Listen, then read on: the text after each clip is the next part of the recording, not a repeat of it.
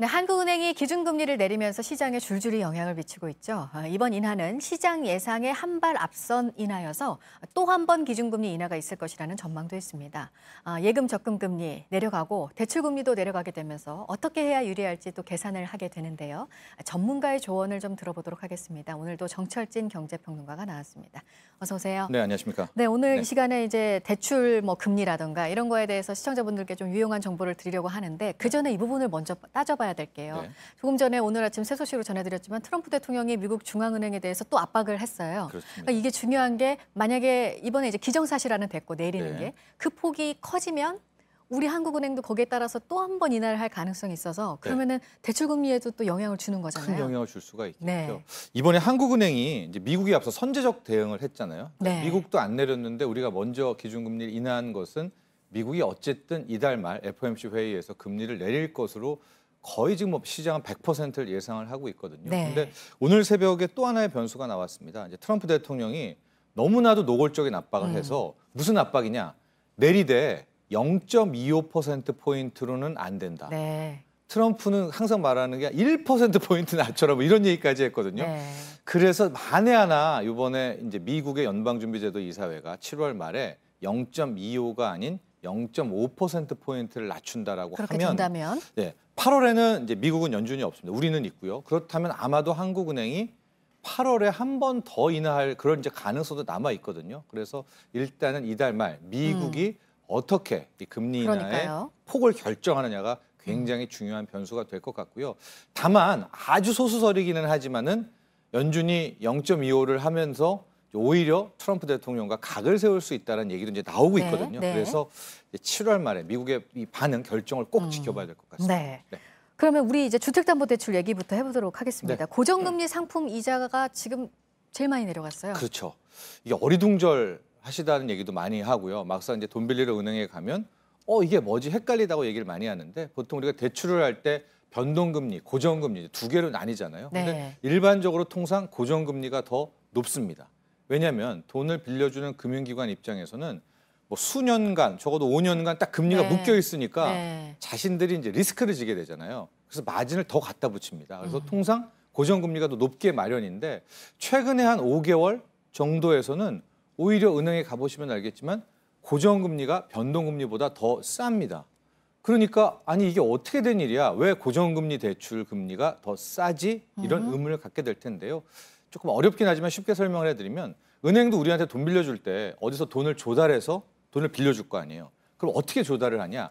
고정금리 같은 경우에는 이제 금융채 5년물, 그러니까 5년 만기 채권을 은행이 발행을 하고 그 돈으로 이제 우리에게 대출을 해주면서 자신들의 이제 이 가상금리를 붙여서 대출해주는 형식인데 지금 시중에 이 트리플 A 5년 만기 금융채 금리가 엄청 떨어졌어요. 네. 1.6%까지 연. 그러니까 이게 왜 그러느냐?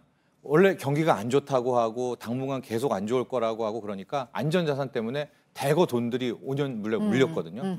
그래서 이제 금리가 떨어졌고 그래서 고정금리가 더 네. 낮은 현상이 나옵니다. 그러면 딱 생각할 때 새로 주택담보대출을 받아야 되는 분들은 그러면 고정금리냐? 근데 또 그렇지도 않다고요. 근데 지금 딱 가면은 고정금리가 워낙 싸니까 변동금리에 비해서 네. 지금은 일단은 지금 당장 빌려야 된다면 고정금리를 빌려야죠. 고정금리는 지금 연 2% 후반대도 심심치 않게 빌릴 수가 있거든요.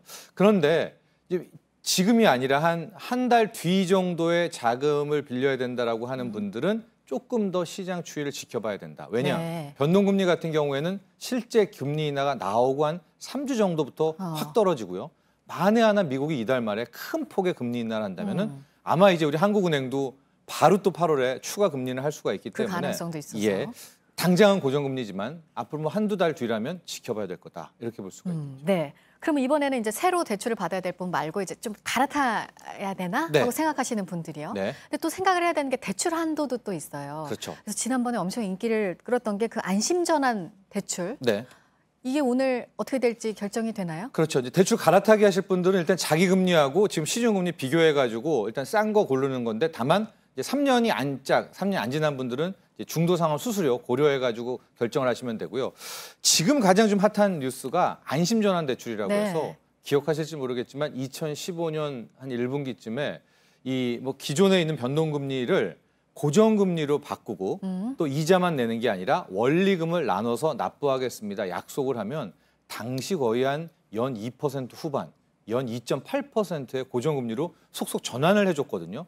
그게 정말 큰 인기였습니다. 그래서 1차 뭐 추가까지 해서 32조 원의 이제 대출 자금이 대환 대출이 나갔는데 네. 아마 오늘 제 2차, 그러니까 두 번째 안심전환 대출 상품에 대해서 이제 정부가 또 방침을 밝힌다라고 하는데요. 네. 방금 얘기하신 것처럼 이번 두 번째 안심전환 대출 같은 경우에는 똑같습니다. 고정금리이고 원리금을 함께 갚는 조건으로 할 경우에는 이제 기존의 LTV라든가 뭐 DTI 제한 때문에 실은 이 대출 갈아타기를 할 때 되면 주택담보대출 경우에는 줄어들 수밖에 없거든요. 그런데 그게 아니라 대출액은 그대로 유지하는 식으로 이 안심전환 대출을 2차 안심전환 대출 바닥을 잡을 것으로 보여지고 또 하나가 1차 때 무슨 이제 반론이 많았냐면 고정금리로 이미 원리금 납부하고 있는 사람은 네. 못 갈아탔단 말이죠. 네. 왜냐면 이미 고정금리니까 안심전환 대출에서 이번에는 기존의 고정금리 대출자도 더 싼 고정금리로 갈아타게 할지 말지에 대한 안이 확정이 돼서 나옵니다. 그렇기 때문에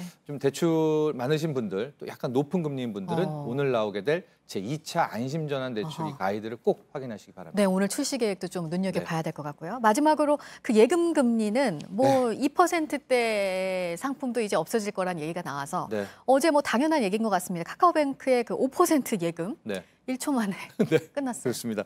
뭐 특판이기는 한데요. 이제 100억 한도로 이제 인터넷 은행이죠. 카카오뱅크가 연 5% 정기 예금 금리 상품을 출시를 했어요. 이게 적금으로 따지면 거의 한 연 7% 되는 겁니다. 근데 말씀하신 대로 1초 만에 100억이 다 팔렸는데 이게 이제 우리가 현실을 느끼게 합니다. 이미 시중은행에서는 연 2%대 정기 예금은 사라졌고요.